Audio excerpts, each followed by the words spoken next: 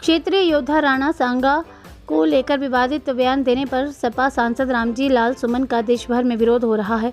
शिमला में भी देवभूमि क्षत्रिय संगठन स्वर्ण समाज ने सचिवालय के बाहर सांसद का पुतला दहन कर अपना विरोध जताया और आगरा में 12 अप्रैल को बड़े आंदोलन की चेतावनी दी। इस दौरान पुलिस व देवभूमि क्षत्रिय संगठन के कार्यकर्ताओं में हल्की नोकझोंक भी हुई। प्रदर्शनकारियों ने सपा सांसद के खिलाफ जमकर नारेबाजी की और पुतले को आग लगाने के बाद जूतों की माला भी पहनाई। देवभूमि क्षत्रिय संगठन के प्रदेश अध्यक्ष रुमि सिंह ठाकुर ने कहा कि अपने योद्धाओं के सम्मान में क्षत्रिय संगठन सड़कों पर है।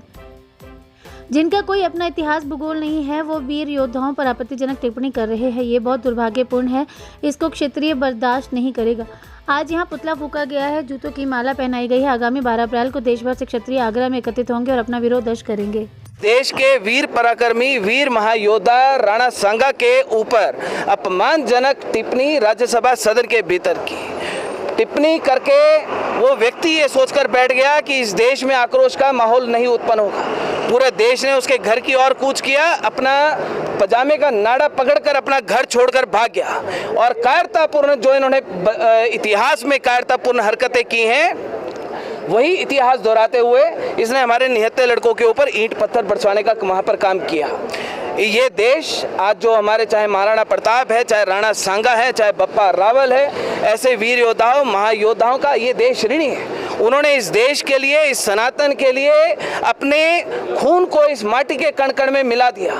राणा सांगा के एक आंख ना होने के बावजूद, एक हाथ ना होने के बावजूद, शरीर के ऊपर 80 घाव होने के बावजूद भी वो रणभूमियों में लड़े रहे। जिनका खुद कोई इतिहास नहीं, जिनका खुद कोई भूगोल नहीं, वो इस देश के वीर योद्धाओं के ऊपर उंगली उठाने का काम करते हैं। वो व्यक्ति आज वो जाति का कार्ड खेलने के ऊपर आ गया कि मैं दलित हूँ, मैं शोषित हूँ, मैं पिछड़ा हूँ। उस व्यक्ति को तब याद नहीं आया जब उसने सदन के भीतर राणा सांगा का अपमान किया, जब उसने सदन के भीतर भरी सदन में राणा सांगा के ऊपर अपमानजनक टिप्पणी की। आज जब डर लग गया, जब खुद घर छोड़कर भाग गया, तब ये कहने लग गया कि मैं इस जाति से, मैं उस जाति से हूँ। वो समाजवादी पार्टी जिसने अयोध्या के अंदर हमारे कार सेवकों के ऊपर गोलियां चलाई, आज उसी पार्टी के गद्दार हमारे देश के वीर पुरुषों को गद्दार कहने का प्रयास करेंगे सदन के अंदर।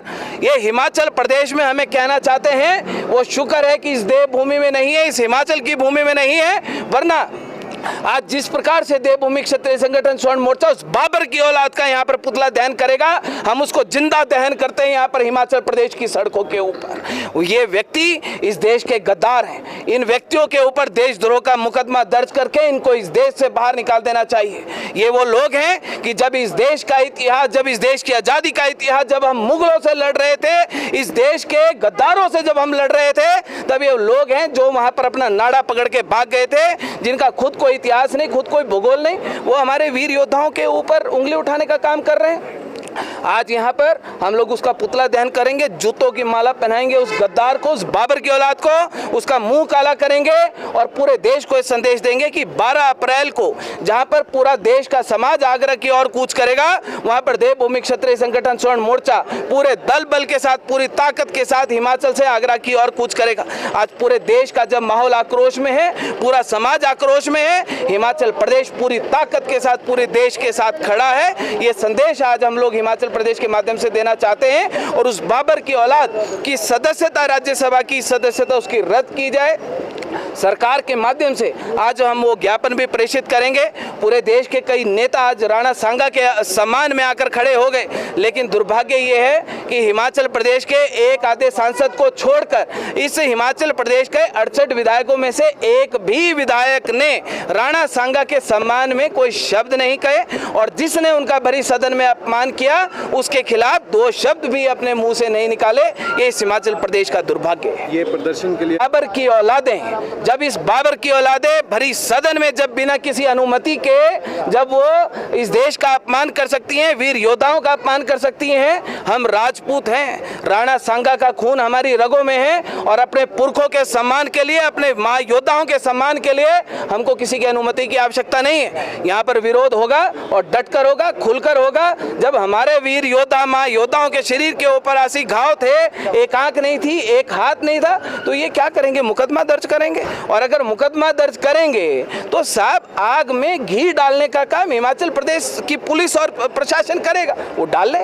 अगर हम लोगों को उन वीर योद्धाओं के सम्मान में आवाज़ उठाने का भी अधिकार नहीं है तो मुझे नहीं लगता कि इस हिमाचल प्रदेश में कोई कानून है, इस हिमाचल प्रदेश में, इस देश में कोई वीर योद्धाओं महायोद्धाओं का सम्मान इनके कानून की और सरकार की नज़र में है।